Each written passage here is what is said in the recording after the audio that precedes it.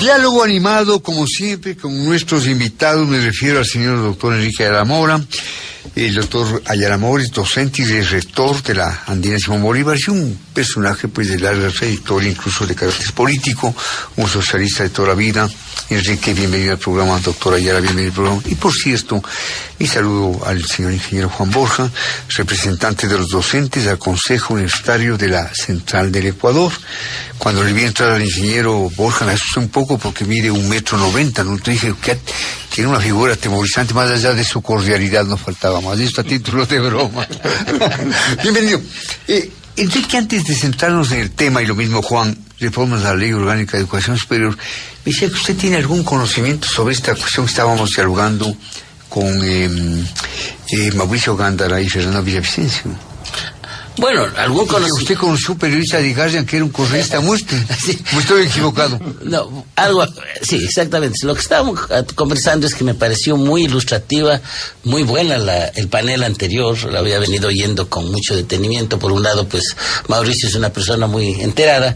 Y luego, claro, Fernando Villavicencio es posiblemente el periodista de investigación con mayor información en el país y con mucha valentía. Además, y desde luego, pero con mucha valentía, bien, ¿no? Sí. Y entonces, lo que estaba contando es que el haber conseguido que el periódico El Guardian tenga la postura que tiene, que ahora pues destapa un problema muy feo para el gobierno anterior, pues es un gran éxito, porque cuando hemos tenido reuniones internacionales en Oxford y en otros lugares de Gran Bretaña, más bien los periodistas, y entre ellos el del Guardian, que escribía sobre Ecuador, eran personas muy afines a Correa, muy admiradores del proceso de Correa, porque planteaban pues que era una especie de cambio que se daba en América Latina, fresco, que no se parecía a estos regímenes anquilosados de Europa.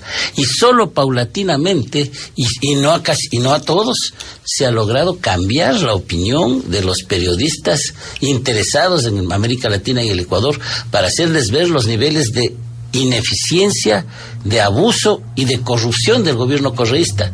Pero todavía Correa, es lo que estaba comentando Diego, tiene un espacio grande en la opinión pública internacional, a tal punto que se mueve con una enorme libertad para ir de un lado a otro. Incluso el gobierno cubano le condecoró hace pocas semanas, mientras aquí en el Ecuador estaba cada vez más implicado en forma directa en la corrupción. Y desde luego, no solamente... En definitiva, ¿cómo explica usted esta paradoja, Enrique? Bueno, yo creo que por varias razones. Primero, 10 años de gobierno, sí, con una imagen de innovación, con algunas actitudes, digamos, de desafío al poder internacional.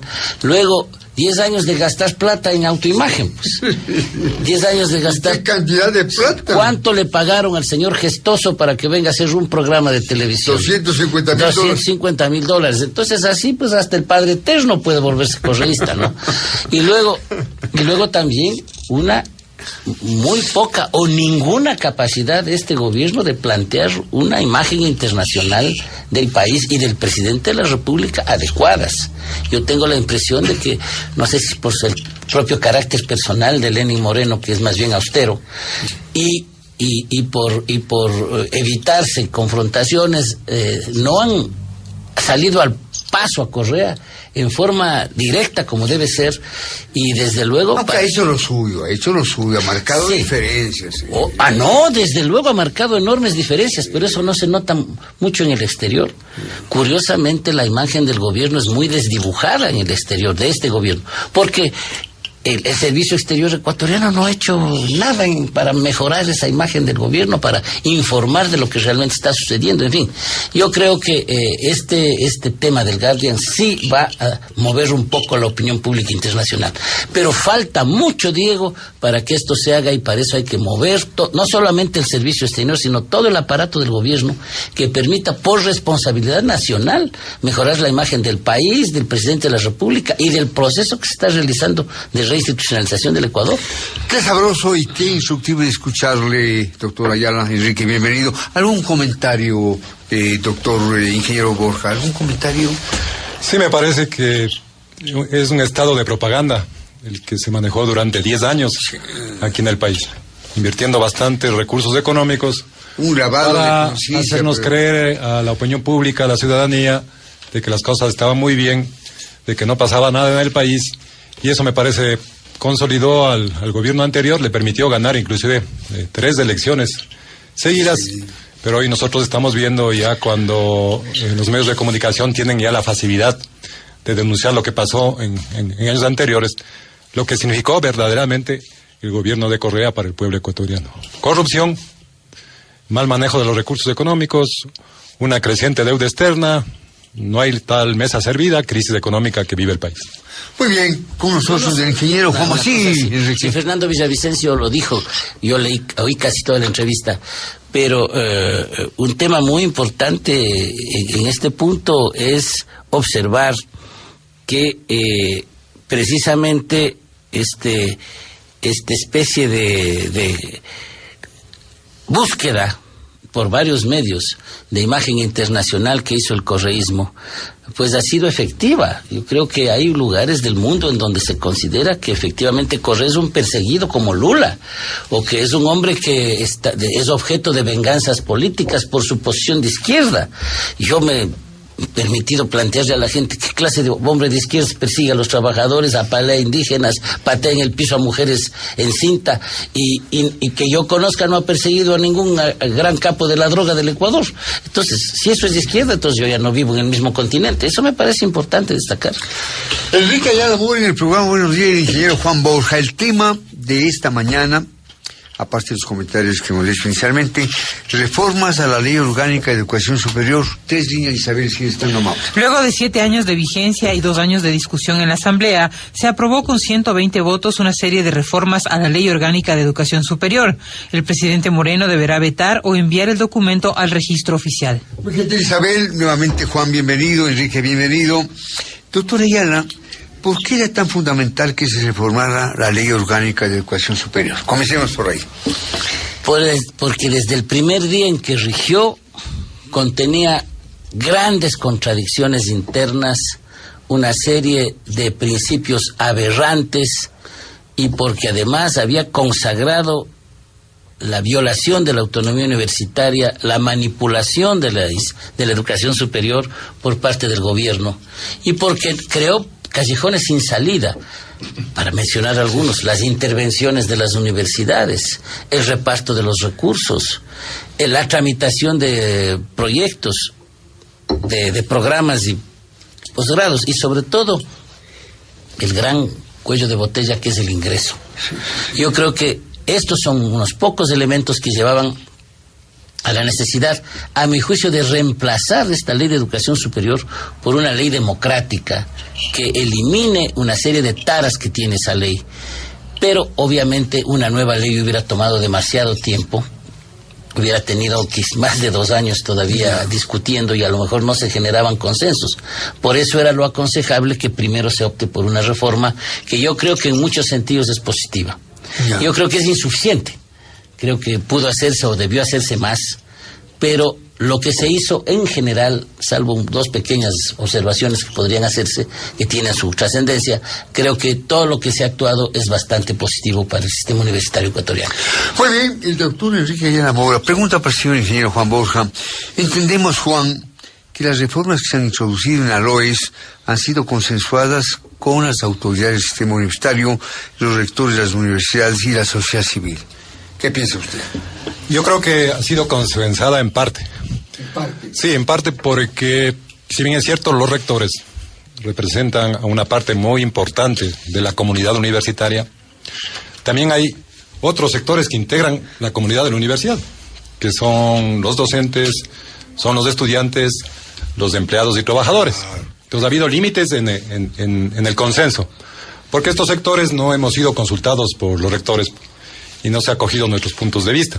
Yo en eso comparto con Enrique, en el hecho de que la ley de educación superior, que está en vigencia todavía, hasta que no se publique en el registro civil, hasta que no haya el pronunciamiento del presidente de la República, ha generado 4 efectos negativos en el sistema de educación superior y en la sociedad.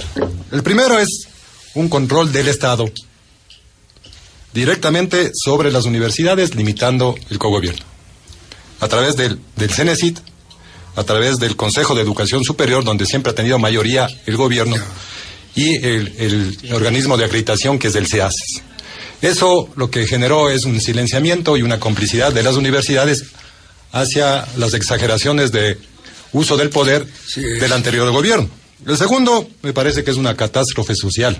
Al establecer... Una catástrofe social. Al haber hecho este sistema de ingreso que ha dejado a 600,000 jóvenes fuera del sistema de educación superior. Hoy se los llama los nini. Ni tienen trabajo, ni tienen educación. 3, un debilitamiento de la educación pública. Miren, en este periodo de 7 años, casi 8 años, crecieron las universidades privadas, pero las universidades públicas se debilitaron. Y un cuarto lugar, me parece, es la desvalorización del título profesional. El CES, a través del reglamento del régimen académico y a través de los diseños curriculares, intervino sobre las universidades. Les doy un ejemplo. Los médicos antes se formaban en 8 años. Hoy los médicos se forman en 6 años. Esos 2 años generan la diferencia. Hoy un médico que sale formado en la universidad no tiene la capacidad que tenían los médicos anteriores. Y necesariamente tiene que acceder a una especialización. Pero en este sistema pierden los estudiantes que están en la universidad pública porque vienen de hogares humildes. Si la educación a tercer nivel es gratuita, porque así está consagrada en la Constitución, la de cuarto nivel no. Y son esos sectores los que se quedan fuera de la especialización y fuera de las maestrías. Solo hay algunas excepciones en que gente que proviene de los hogares humildes puede acceder al cuarto nivel. Y ese título de tercer nivel no le es suficiente para ejercer la producción eficientemente en la sociedad. Muy bien. Señor ingeniero, doctor Ayala, ¿cómo queda garantizado el acceso de los jóvenes a la universidad? Insisto, ¿cómo queda garantizado el acceso de los jóvenes a la universidad? Por favor. Me imagino que Juan y también Diego, que es un hombre universitario, pues no, y desde luego lo entiendes muy bien el problema, pero lo que querríamos es ofrecer cifras. Por favor. Ofrecer, pero no existen, Diego. Han sido ocultadas en forma tramposa por el señor Ramírez y su equipo, por llamarlo... El inefable señor Ramírez. Por llamarlo de alguna manera no agresiva. Ellos ocultaron toda la información. Por ejemplo, dijeron que el sistema educativo de educación superior ha incrementado un número, que después rectificaron porque no era tanto, casi en 100,000 estudiantes. Pero no dijeron que esos estudiantes han crecido en la universidad privada, pagada y cada vez más cara, y no en la universidad pública. Pongo un caso. Yo fui profesor 25 años de la Universidad Central. La Universidad Central tenía 46,000 estudiantes cuando llegó Correa al poder. Con una serie de triquiñuelas, limitó el ingreso en la universidad, implosionó las facultades, incluso enteras, que tenían profesores que debían retirarse. Limitó el ingreso a algunas carreras. En medicina yo estoy de acuerdo que había que limitarlo, entre paréntesis, pero en otras no. ¿Cuál fue el resultado? Que hoy la Universidad Central tiene 37,000 estudiantes. Es decir, todo este proceso de democratización supuesta de la universidad ha devenido en que la universidad pública ha decrecido, o al menos se ha estancado, mientras que la que ha crecido es la universidad privada. La UDLA, una respetabilísima institución, dirigida entre paréntesis por un distinguido exalumno mío, para que veas lo viejo que estoy, digo. Carlos Arriati. Bueno, Carlos Arriati, ¿no es cierto? Tenía 3,000 estudiantes cuando llegó Correa, ahora tiene 17,000. ¿Cuál es la universidad que ha crecido? ¿La universidad privada o la pública? La privada. ¿Y cuál es la obligación del Estado? Fundamentalmente, garantizar la universidad privada, pero promover la educación pública, la universidad pública. No tenemos datos nacionales, no se ofrecen, se piden, incluso yo rogué a un amigo legislador de Alianza País. ¿Cuál es el destino en este momento de Ramírez? No conozco. Creo que está de embajador en la UNESCO. No, estaba de miembro de una comisión de la UNESCO, pero ya no está. Ramírez, que es un depredador de la educación pública ecuatoriana, pues debería responder por muchas cosas, pero realmente no sé dónde anda. Lo que sí me parece importante destacar entonces es que aquí hay un problema de que a la universidad lo obligaron a comprimirse a la universidad pública, entre otras cosas porque desviaron enormes cantidades de recursos que estaban destinados a la universidad pública para las 4 inefables universidades así llamadas paradigmáticas o algo así, y para el propio sostenimiento del CES, que tiene más de 10 el CES y la Secretaría. Sí, el Consejo de Educación Superior. Sí, el Consejo de Educación Superior y la Secretaría, que tiene más de 10 veces los empleados que tuvo el antiguo Consejo de Educación Superior. 10 veces. Como de 60 a 600. ¿Y por qué tanta burocracia? Para controlar, pues, la obsesión de controlar, de manipular todo, de decidir todo en la cúpula, de no impedir que las universidades se autodeterminen, que asuman responsablemente su función educadora. Entonces, esta obsesión de volver vertical, el mismo modelo correísta, autoritario, trasladado a la universidad. El tema de esta mañana, reformas a la Ley Orgánica de Educación Superior. Nos acompañan el doctor Enrique Ayala Mora y el señor ingeniero Juan Borja. Ingeniero, ¿por qué se eliminó el mecanismo de categorización de las universidades? Porque es eminentemente discriminatorio. Establecer universidades con categorías. Esos jóvenes que se gradúan en una universidad que no está en la categoría, luego van a buscar un trabajo dentro de la oferta laboral, y lo primero que van a hacer las personas que les van a contratar es decir, usted es de una universidad categoría B, por lo tanto usted se queda al margen, porque yo prefiero contratar un profesional de la categoría A. Es decir, esto está ligado a un sistema de evaluación y acreditación que no recoge la realidad de la universidad ecuatoriana.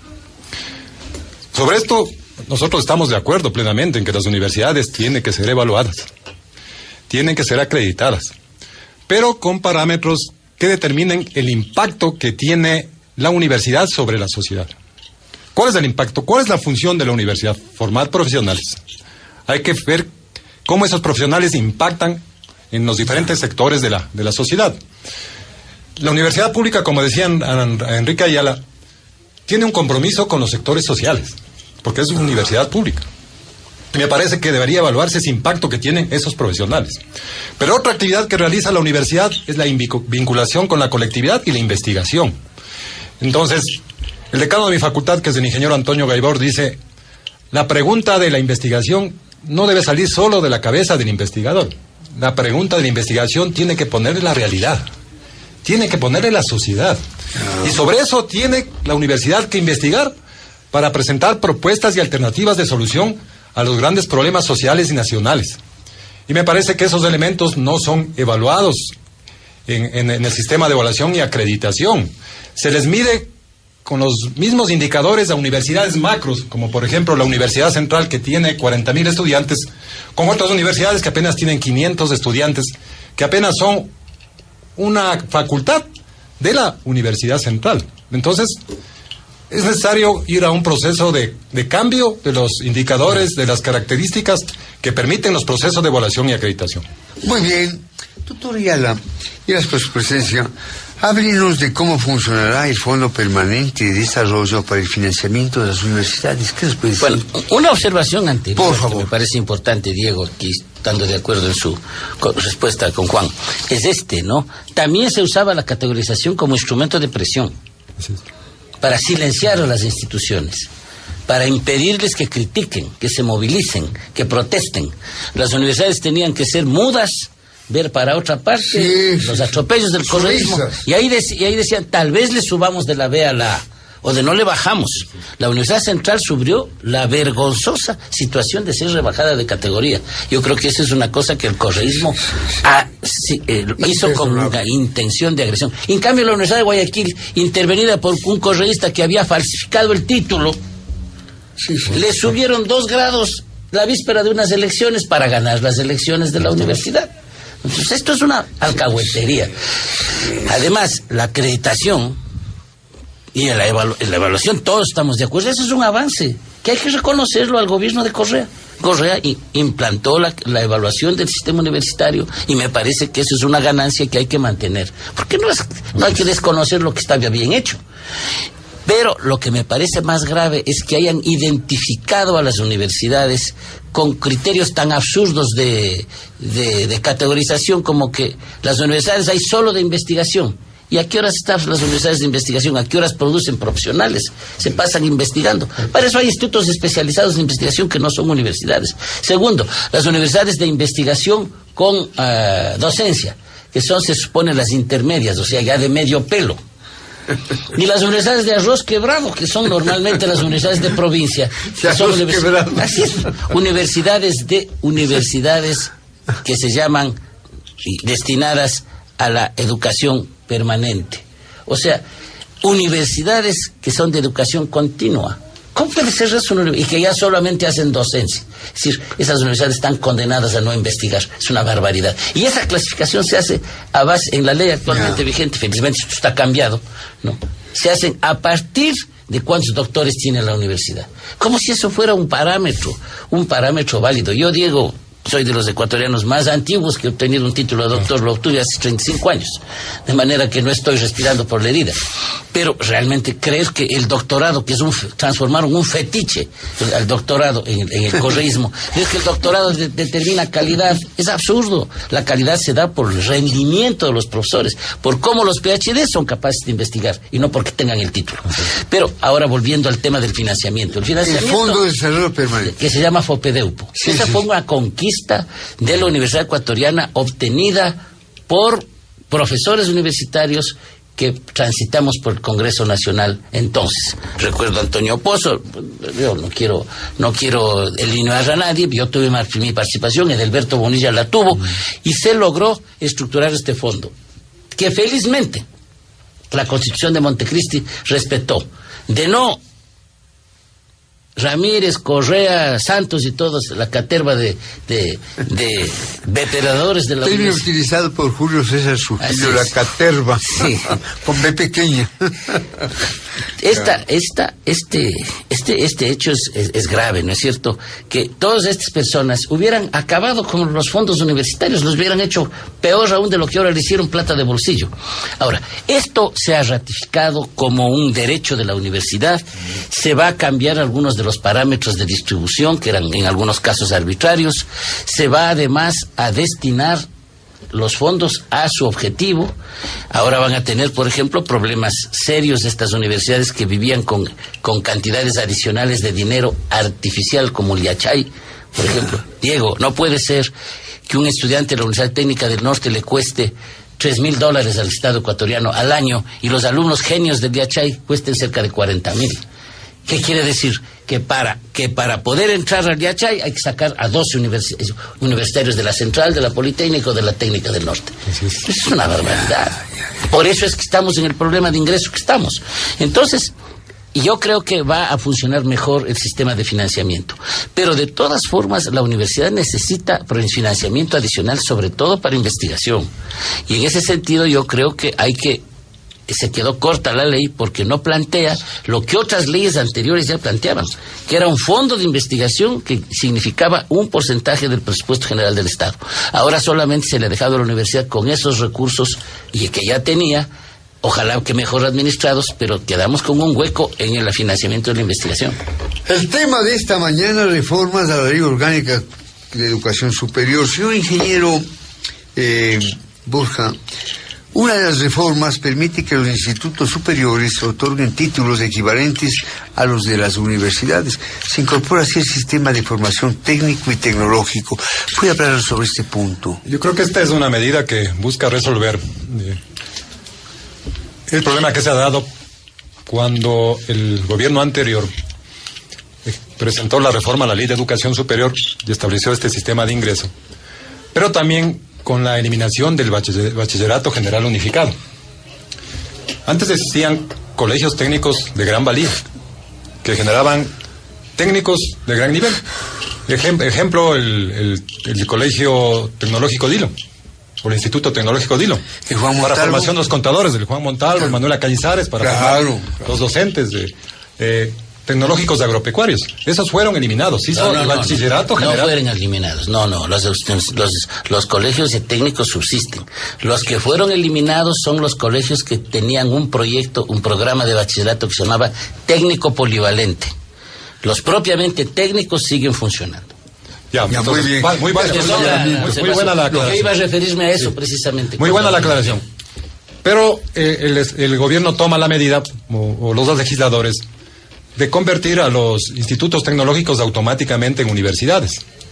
Y tienen la posibilidad hoy de ofertar títulos y grados académicos de tercer nivel. Yo creo que eso es desvalorizar más aún el grado académico de tercer nivel. Creo que es regresar al pasado, a las universidades de garaje, que no tienen las mínimas condiciones para dar una eficiente educación. Creo que no le cogieron bien el criterio del presidente Moreno. El presidente Moreno hablaba de la generación de un número de universidades, no recuerdo este momento, en todo el país. Pero no se hablaba de transformar automáticamente a los institutos tecnológicos para que oferten grados académicos de tercer nivel. Y hay algo más grave. Un estudiante que se educa en esos institutos tiene la posibilidad de acceder automáticamente a lo que han llamado las maestrías tecnológicas. Que de lo que yo conozco, no existe este sistema en ninguna universidad o ningún sistema a nivel mundial. Las maestrías tecnológicas. A mí me parece que ese es un error. Nosotros, como miembros del Consejo Universitario, tenemos una estructura que se llama Foro de Representantes del Consejo Universitario. Hemos establecido relaciones con la Federación de Profesores de la Universidad Central y vamos a presentar un documento al economista, al presidente de la República, al presidente Moreno, para que se vete parcialmente aquellos artículos que nosotros consideramos no recogen el espíritu de los universitarios. Dentro de estos es este artículo que determina que los institutos van a tener el carácter de universidades. Me parece una equivocación bien grave. Muy bien, en este intermedio hemos estado hablando de otros temas, por ejemplo, los próximos libros del doctor Ayala, ¿no? Sí, está muy bien. Enrique, el ingreso a los centros públicos de educación superior se ha regulado a través del sistema de nivelación y admisión que garantizará la libertad de selección de la institución y la profesión. ¿Puede explicarnos esto más ampliamente? A ver. Bueno, en realidad se necesitaban criterios generales para admisión y no solamente en el sistema público, sino también en el privado. Porque ahora, y por desgracia eso lo mantiene la ley, en el sector público se ponen una serie de condicionamientos para el ingreso y en el sector privado prácticamente solo tener los recursos para ingresar. Y eso, claro, es injusto, antidemocrático, porque obviamente en el sector privado debería también existir exigencias para el ingreso, que no sean solo el requerimiento básico de titulación. Pero lo que se hizo es crear un monstruo aquí centralizado que manejó la asignación de cupos en todo el país con un solo examen. Ese examen fracasó apocalípticamente a tal punto que tuvieron que eliminarlo después de pagar unos técnicos mexicanos un platal que ni siquiera lograron que en México se adopte su sistema. Aquí se lo adoptó. Y entonces, después de este fracaso, lo que hicieron es una cosa más grave todavía, y es volverle al examen ser bachiller, o sea, la suficiencia para el bachillerato, como uno de los elementos determinantes del ingreso a la universidad, lo cual es absurdo. Pero el proyecto sí plantea una serie de soluciones en ese campo. Flexibiliza el sistema, vuelve a establecer el principio del proceso del ingreso, que implica una serie de pruebas y también nivelación, ambas cosas, lo cual va a permitir alivianar en parte el sistema. Por otra parte, se está abriendo, ya Juan dijo una cosa que es absolutamente correcta, se quiere solucionar el problema poniendo que los institutos superiores den títulos universitarios terminales, pero eso tiene la dificultad de que los propios institutos superiores son más caros para el Estado que las universidades, los que son públicos. O de no, estamos entregando otra vez a pequeñas instituciones privadas la posibilidad de dar títulos. Vamos a tener otro dolor de cabeza, como ya se tuvo con estas universidades que proliferaban y que no tenían el suficiente control. Yo creo que efectivamente esa es una mala medida, yo no creo que eso solucione el problema. Porque en lo de fondo, por eso me permití interrumpirle aquí al colega, el problema no está solamente en la universidad. Yo creo que en la ley sí se han dado pasos en ese sentido importantes, en la reforma, pero está en el bachillerato. En el Ecuador había un sistema anterior de bachillerato que tenía especializaciones en el bachillerato en ciencias, como todos nosotros seguimos. Eso había que eliminarlo. Había que tener un bachillerato general, con una sola titulación. Eso estuvo bien. Además, no lo hizo el gobierno de Correa, se hizo antes. Pero lo que se hizo en el gobierno de Correa es eliminar los contenidos diversificados que tenía el bachillerato. La mitad de los estudiantes de bachillerato del país estaban en lo que se llama bachillerato en ciencias. Esos eran los que de alguna manera iban a la universidad, el 50%.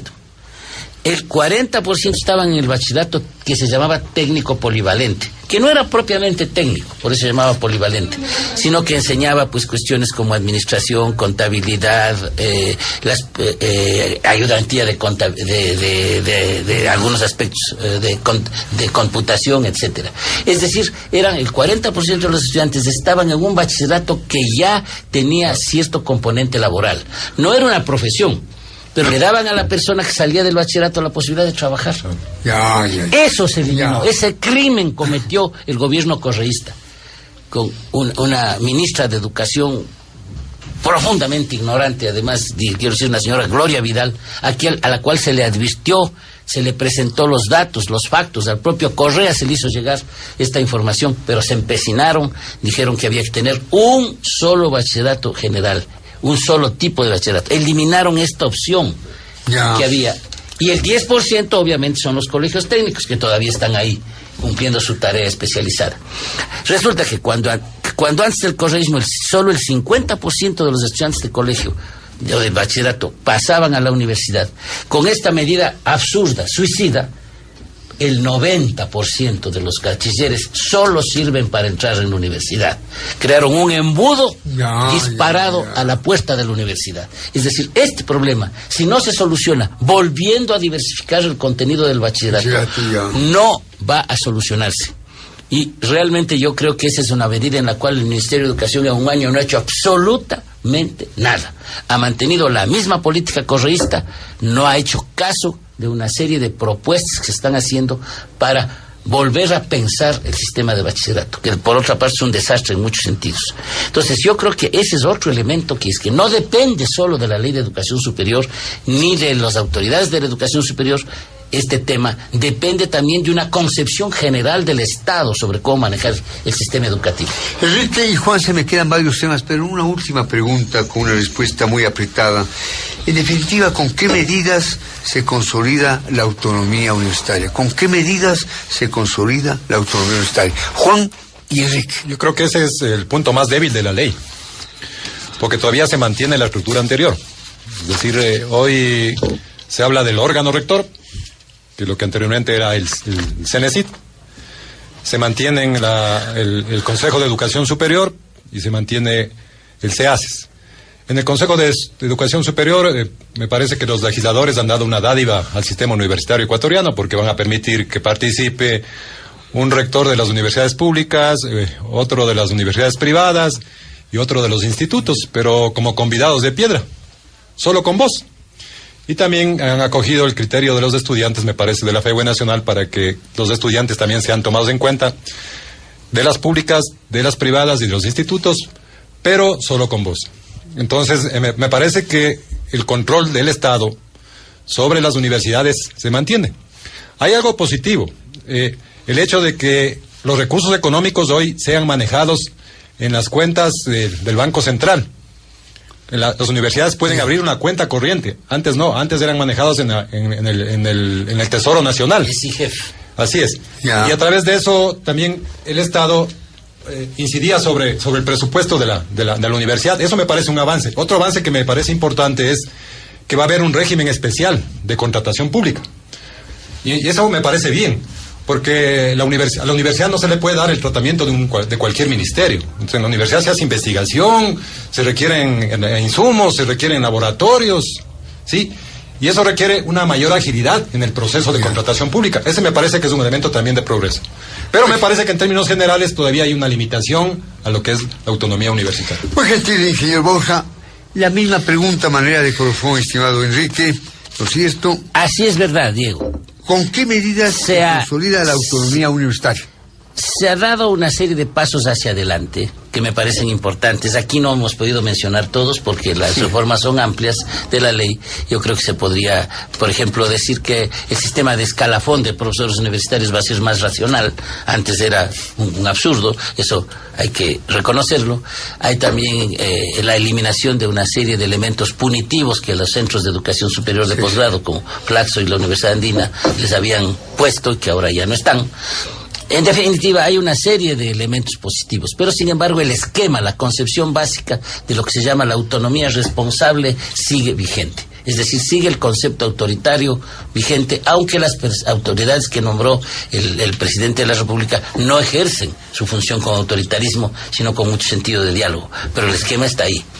Por otra parte, creo yo que eso implica, claro, repensar una nueva ley de educación superior. Por otra parte, creo yo que hay otros elementos, como el manejo del CECAP, por ejemplo, que tienen que coadyuvar.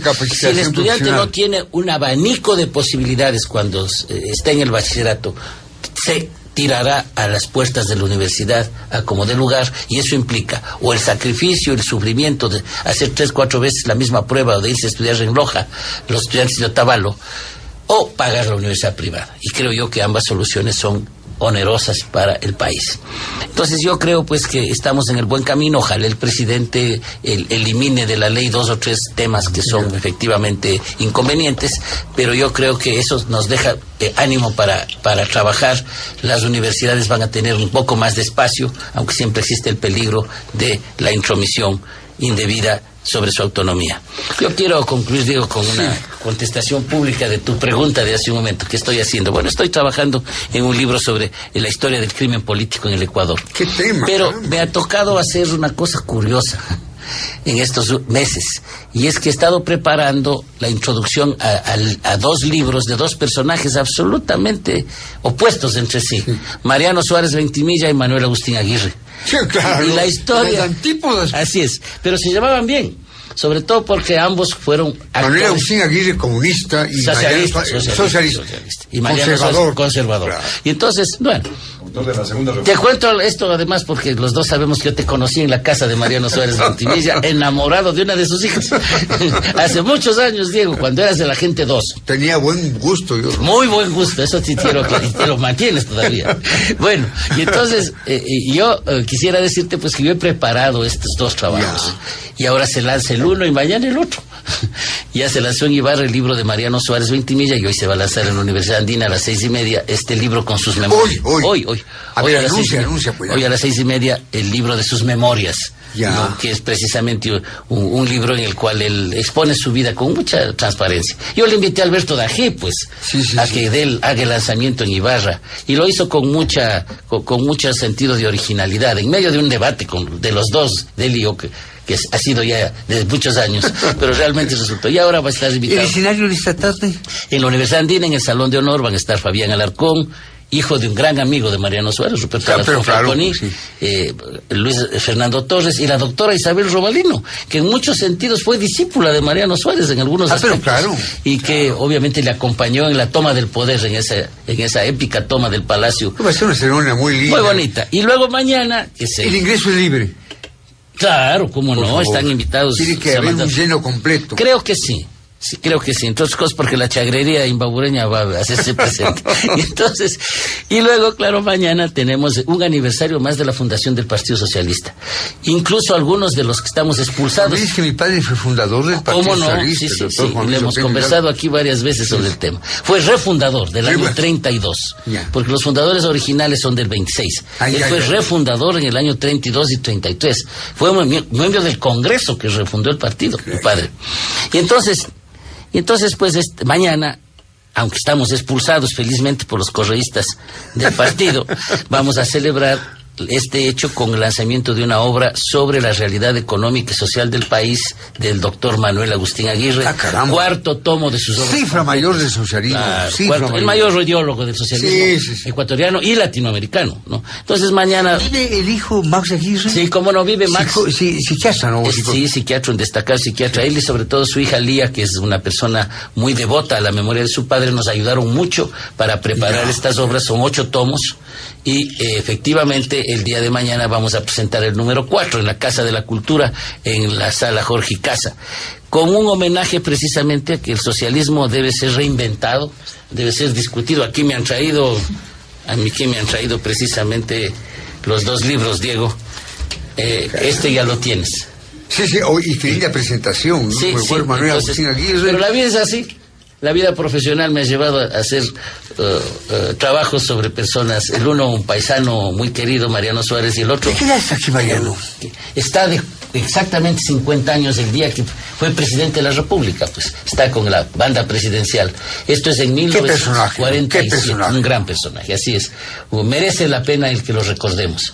Y el caso de Aguirre, pues obviamente es un hombre muy original en su planteamiento, ¿no? Yo creo que a Manuel Agustín Aguirre algún rato deberíamos tener la posibilidad de examinar aquí en este programa las obras de Aguirre, ¿no? Ya te trajimos alguna vez los 3 primeros tomos, que son la historia del pensamiento económico, y este cuarto que ahora pues está presentando. Felicitamos públicamente al doctor Enrique Ayala Mora en su condición de escritor y de, digamos, de hombre de bibliografía, ¿no? Mariano Suárez Ventimilla, Memorias, Testimonio y Luchas, Corporación Imbabura, y Manuel Agustín Aguirre, La realidad de Ecuador y América Latina en el siglo XX, estuvo introductor Enrique Ayala Mora. Gran contenido y estupendo continente. Felicitaciones, Enrique. Gracias, Diego. Juan, muy buenos días.